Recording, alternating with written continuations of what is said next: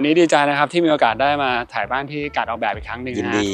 เป็นอย่างยิ่งครับพี่ครับแล้วก็ขอบคุณทางเจ้าของบ้านด้วยนะฮะครับผมซึ่งบ้านที่เรามาดูนี้เนี่ยก็เป็นบ้านชั้นเดียวนะครับจริงๆพี่เองก็มีความสนใจในบ้านชั้นเดียวหรือว่าบ้านสเกลเล็กเพราะว่าตอนนี้รู้สึกเลยว่าคนที่ดูในช่องสนใจบ้านแนวนี้เยอะจะเป็นรูปแบบบ้านที่ไม่ต้องใหญ่มากไม่ต้องดูแลเยอะแล้วก็บ้านหลังนี้เนี่ยมีคุยอากาศว่ามันก็เป็นบ้านที่ถูกคิดเผื่อมาในอนาคตว่าจะเป็นบ้านสำหรับการเกษียณด้วยเหมือนกันใช่ไหมใช่ครับ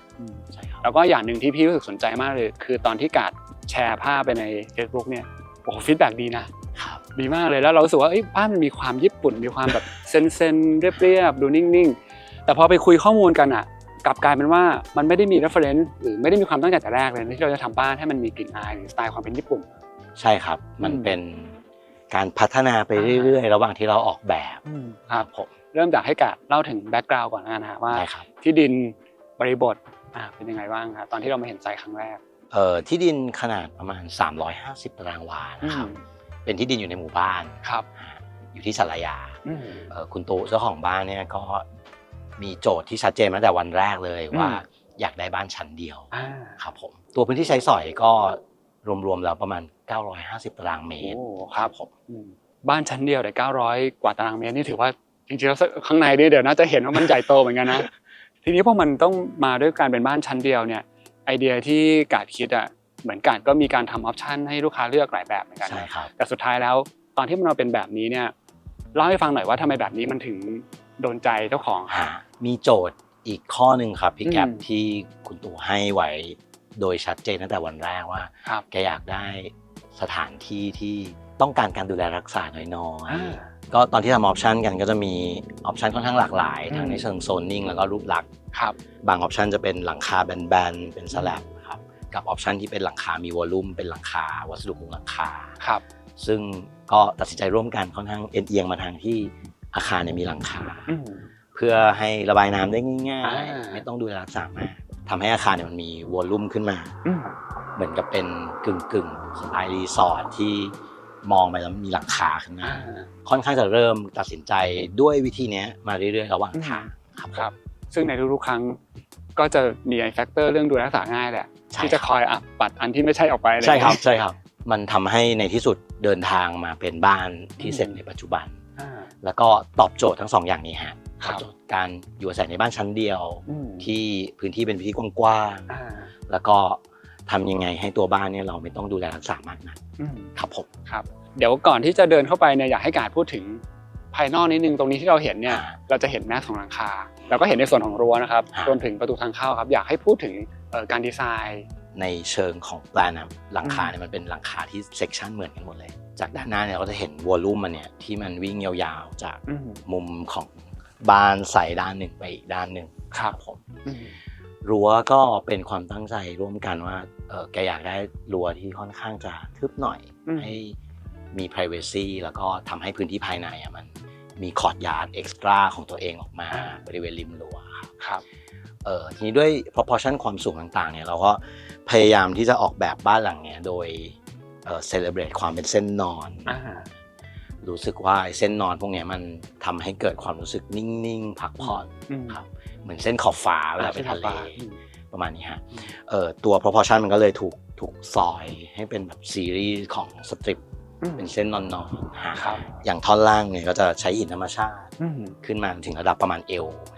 จากตรงนี้ขึ้นไปก็จะเป็นผนังทึบที่ถูกแบ่งจังหวะเป็นล็อกให้รู้สึกว่ามันถูกทอนสเกลให้เล็กลงจากที่เรายืนตรงนี้เราจะเห็นแค่รั้วเนี่ยพอในระยะที่ไกลออกไปมันก็จะเริ่มเห็นในหลังคาค่อยๆลาดขึ้นไปค่อยๆเปิดให้เห็นท้องฟ้าเดี๋ยวเรื่ององศาหลังคาก็จะเป็นอีกปัจจัยหนึ่งที่เดี๋ยวพาไปดูข้างในตรงนี้ก็มีดีเทลนิดหน่อยครับเป็นแบบช่องระบายอากาศตรงนี้ที่แบบ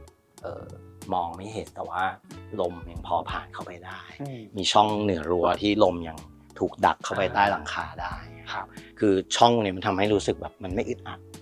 ไหลเข้าไปสบายๆครับความยาวของไซส์เนี่ยครับหลังคามันก็สแปนจากข้างหนึ่งมาอีกข้างหนึ่งทำให้เกิดเป็นเส้นนอนยาวๆที่เราเห็นจากข้างนอกทีนี้เส้นเนี้ยในเชิงของรูปทรงหลังคามันจะวนลูปจนครบเกิดเป็นเส้นที่มันต่อกันไปเรื่อย ทั้งรอบนอกแล้วก็รอบในคอร์ดเส้นนี้มันเหมือนมันตามเราไปเรื่อยๆครับในทุกๆมุมของบ้านมันก็จะมีเส้นนอนยาวๆเนี่ยที่เหมือนกับกำหนดให้รู้สึกว่ามันมีความนิ่งๆอยู่ตลอดเวลาครับผมโอเคฮะเดี๋ยวจากตัวนี้ก็จะให้การพาเข้าไปดูด้านในกันนะครับเรียนเชิญครับ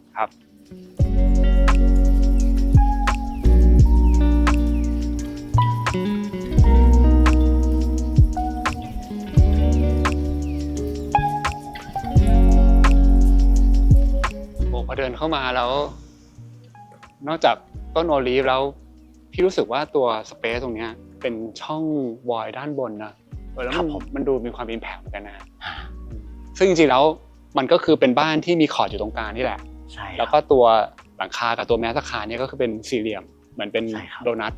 ใช่เลยเป็นโดนัทครับแล้วก็มีตัวสกรีนที่เป็นระแนงไม้เทียมเนี่ยครับแบ่งฟังก์ชันออกเป็น2ส่วนรวมๆครับตรงที่เรายืนกันอยู่ตรงนี้คือเหมือนที่เป็น arrival chord drop off จอดรถทางเดินค่อยๆเข้าบ้านไปหลังสกรีนนี้ไปก็จะเป็นตัวคอร์ดยาวตรงกลางที่มีฟังก์ชันส่วนตัวอยู่ข้างในครับผมครับคือจริงๆมันเป็นคอร์ดใหญ่แหละแต่ว่ามันดันมีไอ้สกรีนตรงนี้ที่มันแบ่งกันนิดนึงนะใช่ครับซึ่งในการกั้นเนี่ยก็กั้นทั้งในเชิงฟังก์ชันแล้วก็การมองเห็นชวนการคุยต่อเนื่องนิดนึงว่าตอนแรกที่พี่เกริ่นว่าความรู้สึกของความญี่ปุ่นที่มันเกิดขึ้นจากภาพนิ่งที่เราเห็นเนี่ยแล้วก็พอเข้ามาพี่ว่าหลายคนก็อาจจะเริ่มรู้สึก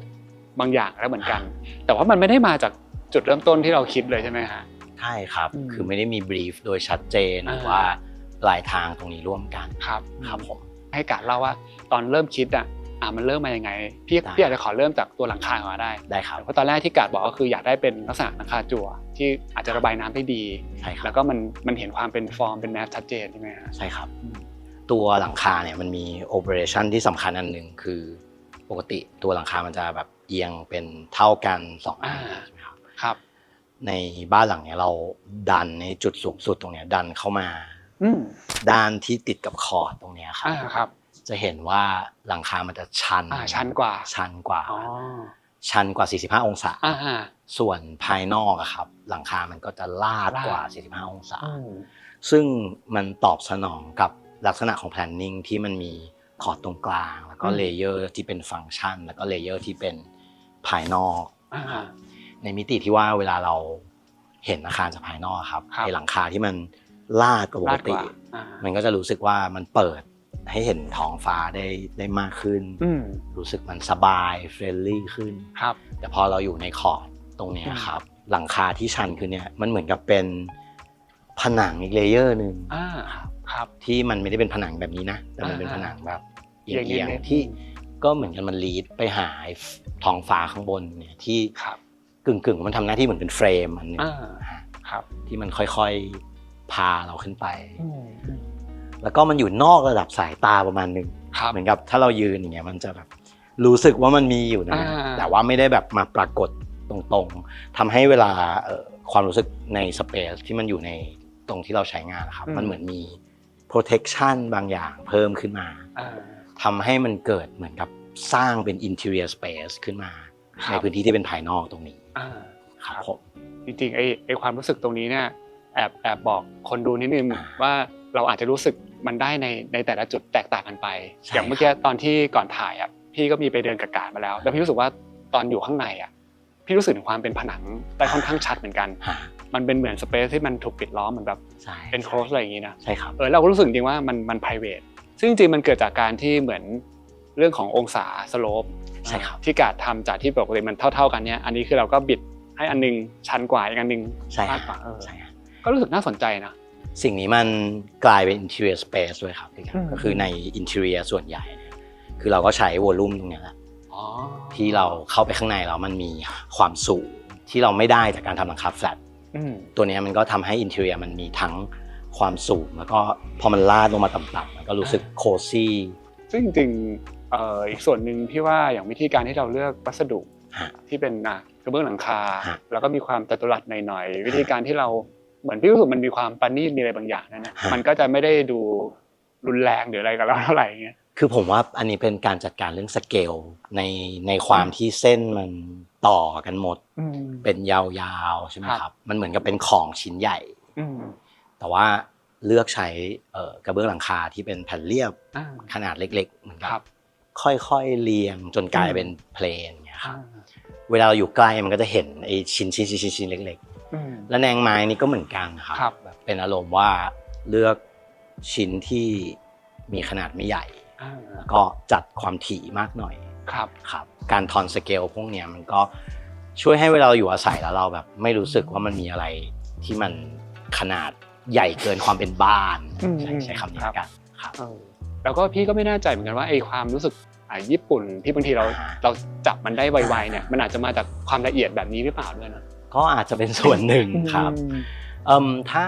ในเวลาเดียวกันย้อนกลับไปเรื่อง low maintenance ละกันครับคุณตู่เขาบอกว่าอย่างเรื่อง landscape เรื่องสวนเนี่ยก็ขอเป็นสวนหินเป็นหลักเลยเพราะว่าไม่อยาก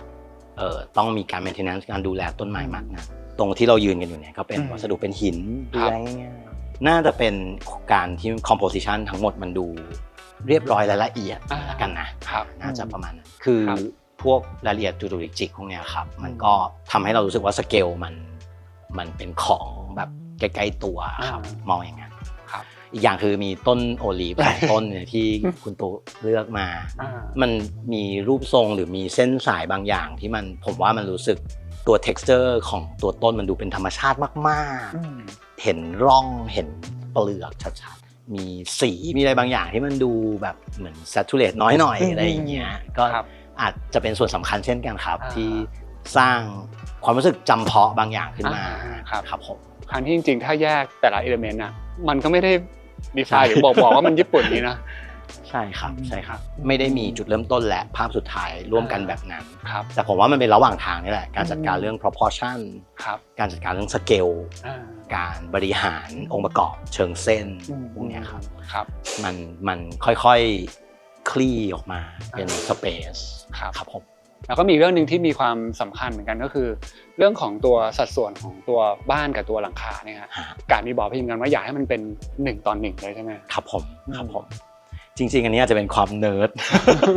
อาจจะเป็นความเนิร์ดของการทำสัดส่วนอาคารเนี่ยครับถ้าเกิดว่ามันแบบเกือบจะเท่ากันแต่ไม่เท่ามันจะรู้สึกขี่กันอะไรบางอย่างนี่พอเราจัดการให้มัน3 เมตรเท่ากันทั้ง2 อันนะคือผมคิดว่าผลพลอยได้มันคือการที่2 อันนี้น้ำหนักมันเท่ากันแล้วไม่มีอันใดอันหนึ่งที่มันพยายามจะสำคัญกว่าอีกอันหนึ่งพอเป็นอย่างนี้ปุ๊บไอ้การปรากฏตัวของมันก็จะปรากฏตัวมาพร้อมๆกันให้ความรู้สึกว่ามันทำงานร่วมกันอยู่ครับแต่พี่ว่ามันสำคัญเหมือนกันนะถ้าแค่เราลองสเก็ตภาพดูก็ได้ว่าถ้าบ้านมันใหญ่กว่าแล้วหลังคาเล็กๆหรือบ้านเล็กกว่าแล้วหลังคาใหญ่ๆอะไรเงี้ยจริงๆมันมีผลหมดเลยนะใช่ครับอาจจะเลือกวิธีที่ทำให้2 อันนี้มันเท่ากันซึ่งการก็เห็นภาพนี้มาตั้งแต่แบบแรกเลยว่าแบบเฮ้ยมันควรจะเท่ากันอย่างนี้นะคือตอนที่เอียงหลังคาก็สตัดดี้กันในทีมนี่แหละครับลองสเก็ตลองอะไรดูกันพอเจอนี้แล้วก็ค่อนข้างจะอยู่กับอันนี้แล้วก็พัฒนาส่วนอื่นตามไปครับผมโอเคฮะก่อนที่จะเข้าไปด้านในนะฮะเราพูดถึงฟังก์ชันนี้นิดนึงด้านนี้ก็คือเป็นที่จอดรถครับเป็นโรงจอดรถจอดได้4 คันมีgarage door 2 คันครับแล้วก็ต่อเนื่องกันก็คือจะเป็นโซนเซอร์วิสใช่ไหมฮะหลังกำแพงนี้จะเป็นโซนเซอร์วิสที่ access จากทางฝั่งโน้นเข้ามาครับจากตรงขอดยานี่ก็จะแบบฟรีๆครับบริเวณตรงนี้ก็สามารถขับรถมา drop off แล้วก็ถอยไปจอดได้กับรถภายในได้นิดหน่อยครับแล้วก็ถ้าเกิดว่าเราจะเข้าบ้านยังไงก็ต้องผ่านตรงแนวสกรีนนิ่งตรงนี้ใช่ไหมใช่เลยครับจะมีประตูอีกบานหนึ่งที่เราเปิดเข้าไปอีกคอร์ดหนึ่งแต่จากนี้เราเห็นเขาละโอเคฮะถ้าเกิดว่าเรามองเป็นสี่เหลี่ยมที่เหมือนโดนัทก็คืออันนี้ด้านนึงคือเป็นเซอร์วิสหมดแล้วอีก3 ด้านก็จะเป็นส่วนของที่พักด้านในใช่ครับงั้นเดี๋ยวให้การ์ดพาไปด้านในนะครับเชิญครับขึ้นทางแรมหรือทางบันไดดีได้มีดีไซน์แรมไว้ให้ด้วยนะฮะใช่ครับมีแรมนี้ก็ต่อกับบันไดลงไปครับ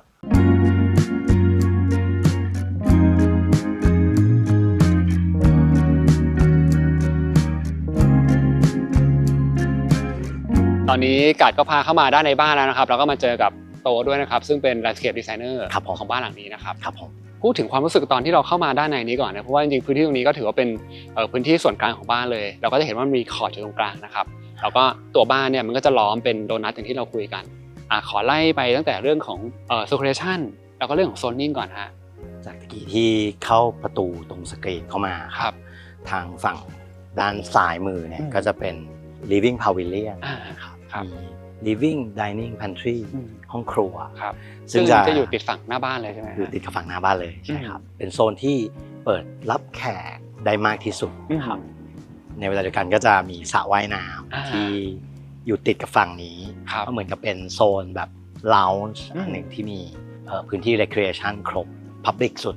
ส่วนด้านอีกฝั่งหนึ่งสมมติตัดสินใจเลี้ยวขวาไปก็จะเป็นฟังก์ชันรองมีห้องฟิตเนสห้องทำงานครับ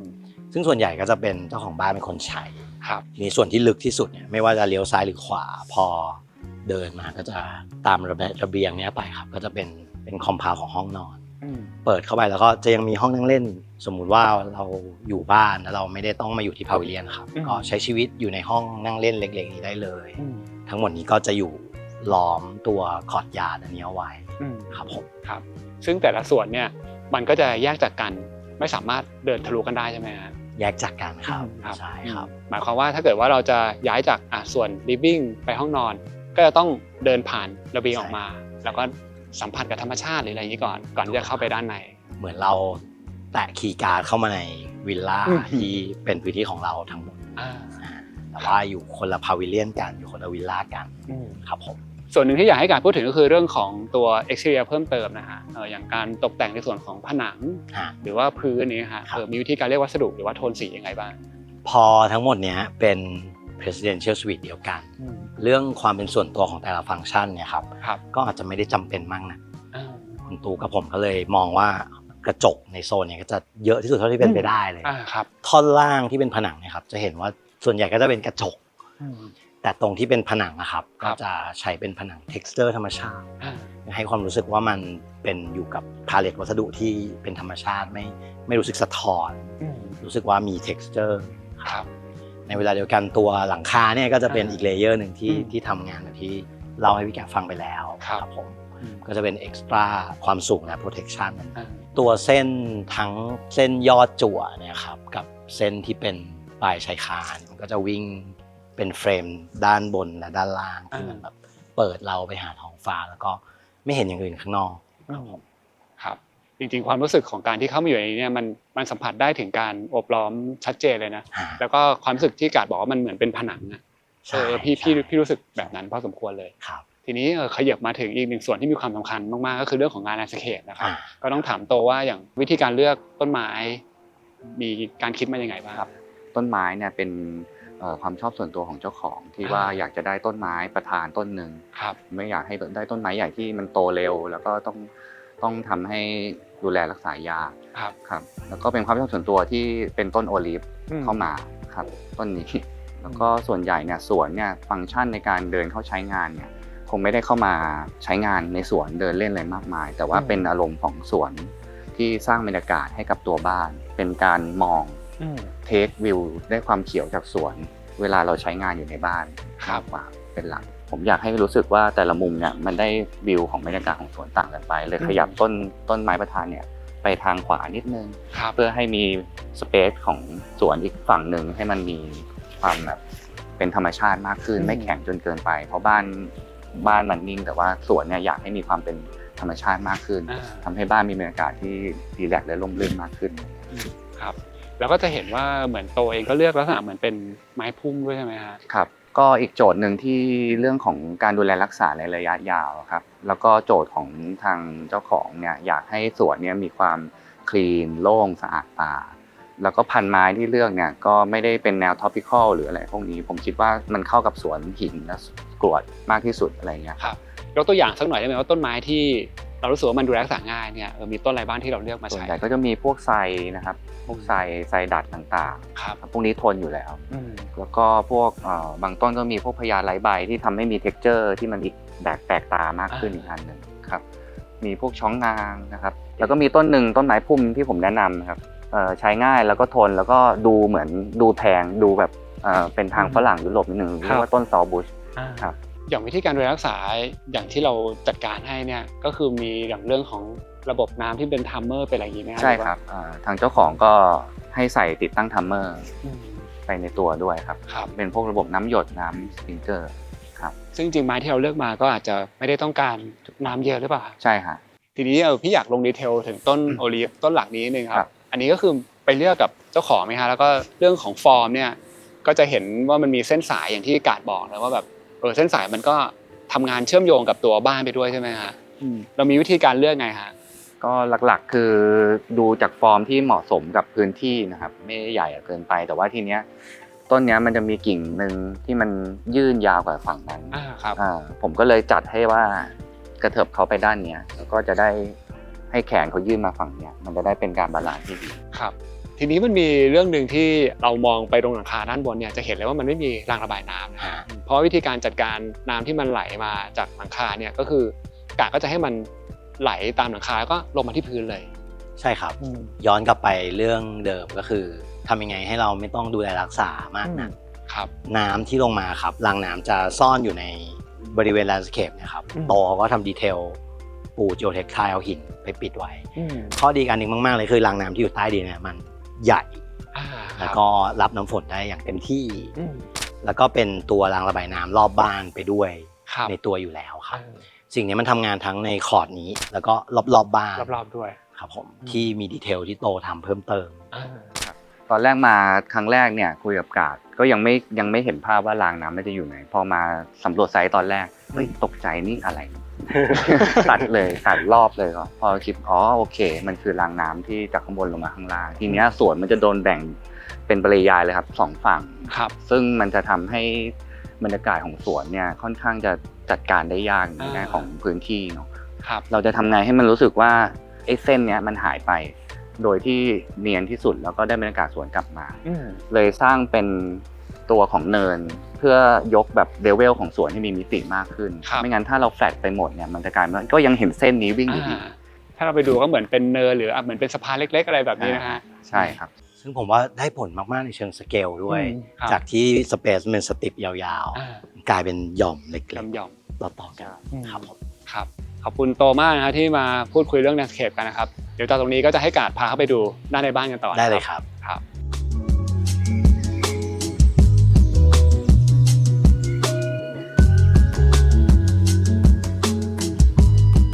เมื่อกี้พอคุยเรื่องระบายน้ำคือแล้วถ้าเกิดว่ามันเป็นสวนตรงเนี้ยที่มันลงมาแล้วมันไม่ได้เป็นพื้นที่ของสวนเนี่ยน้ำมันระบายอะไรยังไงใต้ระเบียงไม้เทียมเนี่ยจะมีพื้นคอนกรีตอยู่อีกชั้นหนึ่งครับ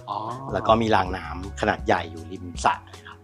น้ำก็จะผ่านร่องของไม้เทียมแล้วก็ระบายด้านล่างอีกทีครับผมครับ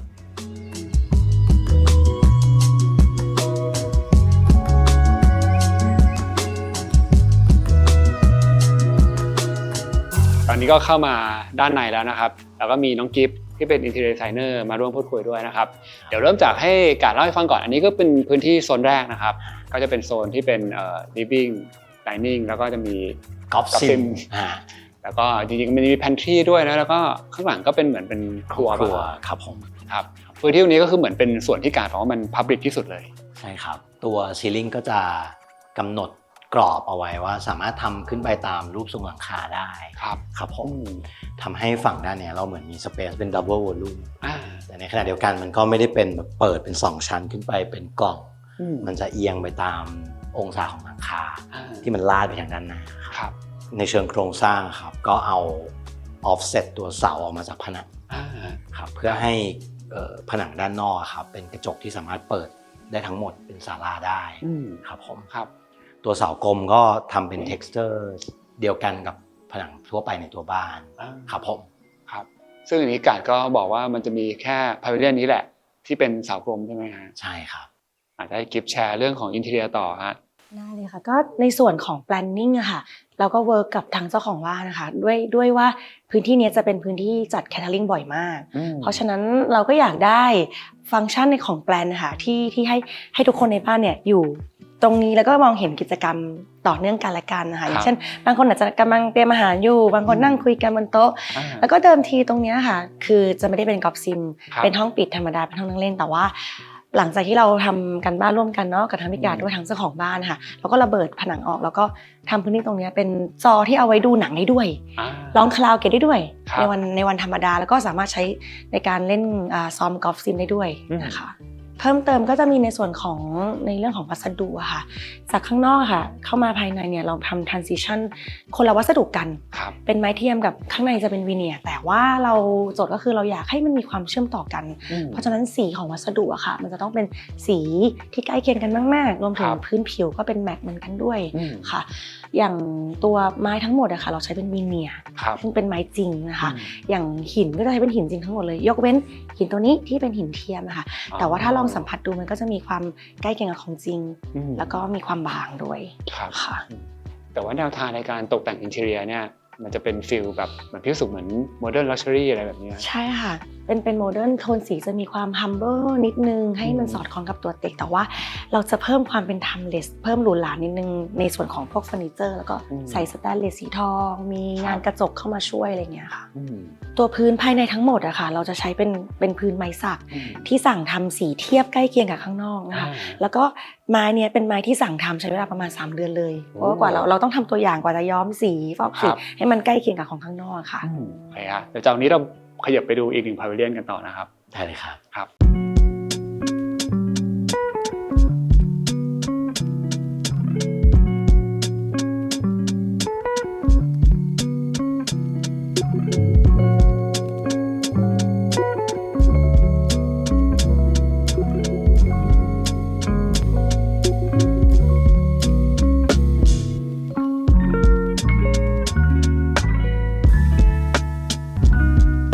จากพาวิเลียนที่เป็น common area นะครับตอนนี้เรามาถึงพาวิเลียนที่เป็นส่วนของห้องนอนแล้ว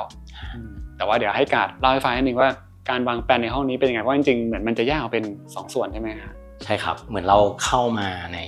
บ้านย่อยอีกหลังเปิดเข้ามามีฟอยเย่ตรงกลางแล้วก็เลี้ยวซ้ายมาเป็น living room ห้องนี้ครับที่ตรงแกนกันกับสระว่ายน้ำพอดีครับตรงนี้ก็จะสมมุติเจ้าของบ้านไม่ได้อยากไปเปิดห้องนู้นหรือว่ากลับมาบ้านตอนกลางคืนก็มาใช้ห้องนี้ห้องเดียวก็เพียงพอครับผมหรือว่าจากฟอยเย่เลี้ยวขวาไปก็จะเป็นมาสเตอร์เบดรูม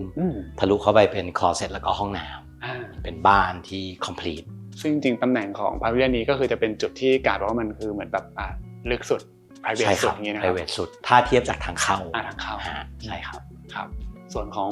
ฝ้าด้านบน space ก็ยังเหมือนเดิมนะฮะก็จะเป็นหลังคาที่เฉียงเหมือนกันใช่ครับแต่ถ้าเป็นส่วนของตัว master bedroom ก็คือจะเป็นฝ้าเรียบใช่ครับตามที่เจ้าของอยากได้ครับทีนี้มาถามกิฟต์ถึงเรื่องของการออกแบบภายในบ้างครับมีความแตกต่างจากพาวิเลียนที่แล้วยังไงบ้าง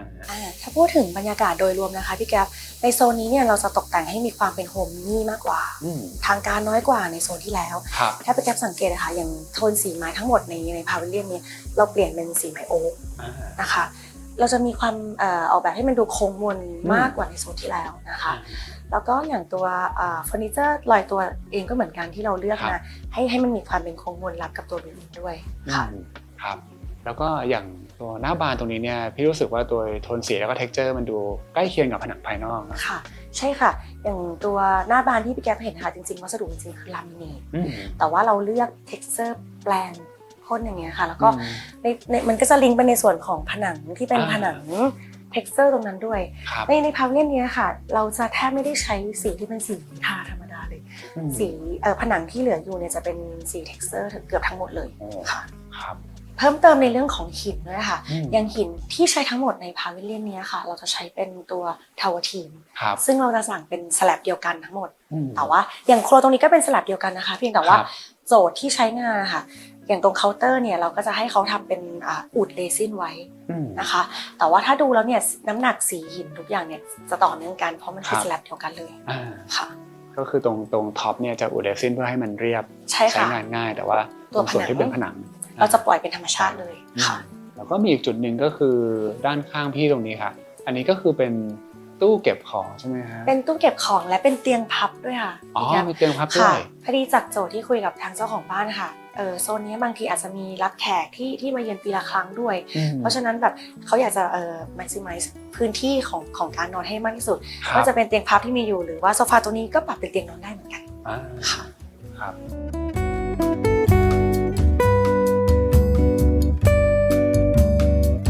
อนนี้ยังอยู่ในพาวิเลียนที่เป็นส่วนของห้องนอนนะครับแต่ว่าเราก็เดินผ่านโฟเย่แล้วก็มาที่อีกฝั่งหนึ่งนะครับฝั่งนี้ก็เป็นพื้นที่ส่วนพักผ่อนแล้ว ครับตรงนี้ก็จะได้วิวคอร์ดจากอีกจุดหนึ่ง ครับ ครับที่เห็นด้านข้างของโอลิฟเนี่ยเป็นหลัก ครับ กระจกก็ยังเป็นกระจกบานใหญ่ที่สุดเท่าที่เป็นไปได้อยู่เทควิวนะครับ ครับ ครับผม แล้วก็ฝ้าก็ให้เห็นอีกทีหนึ่งว่านี่จะเป็นฝ้าเรียบเลยนะครับ ใช่ครับแล้วก็ระดับจะเท่ากับข้างนอกเป๊ะ ในส่วนของการตกแต่งนะครับกิฟเป็นยังไงบ้างครับ ในส่วนของโซนนี้ก็จะลิงก์กับโซนที่แล้วที่เราเพิ่งไปดูมากันนะคะในเรื่องของวัสดุ แล้วก็แต่ว่าในส่วนของห้องนอนนะคะเราอยากเพิ่มความหรูหรานิดนึงเราก็เลยมีการเพิ่มในตัวของเส้นสแตนเลสแล้วก็ ครับ งานกระจกเข้ามายังคีปในส่วนของงานหินที่เป็นหินประเภทเดียวกันหินทาวทินเหมือนเดิมที่เป็นแอคเซนต์วอลอะค่ะ ครับ แล้วก็เพิ่มเติมของโซนนี้เนี่ยคือเราจะมีเพิ่มของอินไดเรกไลท์เพิ่มขึ้น ในส่วนของช่วงหัวเตียงหรือว่าหัวไปข้างๆค่ะ แล้วก็มีในส่วนของตู้เก็บของสะสมนะคะที่เป็นของโชว์ของทางเจ้าของบ้านเนี่ยค่ะ แล้วก็ในส่วนของห้องน้ำนะครับ เราก็จะแบ่งเป็นส่วนเปียกส่วนแห้งกันชัดเจนเลย มีโซนที่เป็นจากุชี่เพิ่มด้วยนะคะ ส่วนของเคาน์เตอร์เนี่ยเราใช้หินทั้งชิ้นเลยนะคะ ครับ เป็นสแลบเดียวกันเหมือนกัน แล้วก็ด้านล่างค่ะมีเผื่อพื้นที่สำหรับวางพวกผ้าขนหนู ผ้าเช็ดตัว แล้วก็มีเป็นคาบิเนตเล็กๆเอาไว้เก็บพวกทิชชู่หรือของต่างๆ ที่เราไม่ต้องการที่จะโชว์ด้วยค่ะ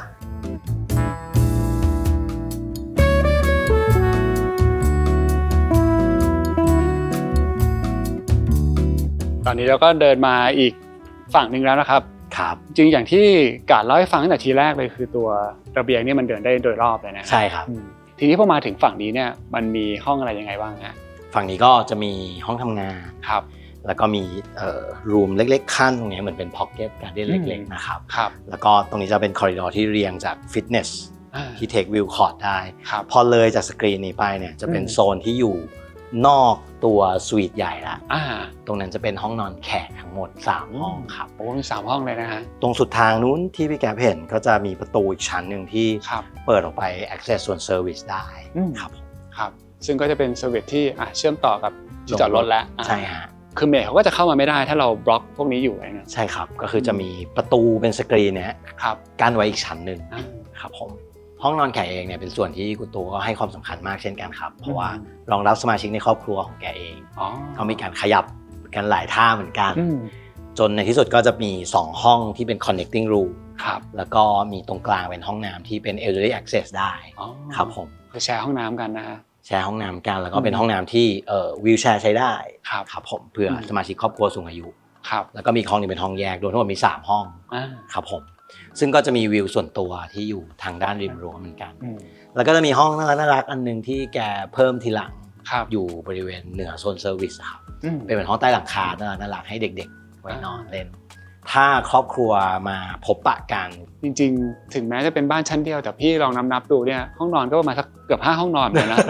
นับจริงๆ รวมห้องใต้หลังคา5ห้องนอน ห้องนอนนะ ใช่ครับแล้วก็มีเตียงพับเพิ่มได้อีก เพิ่มอีกเป็น6 ใช่ครับ ครับ ใช่ครับ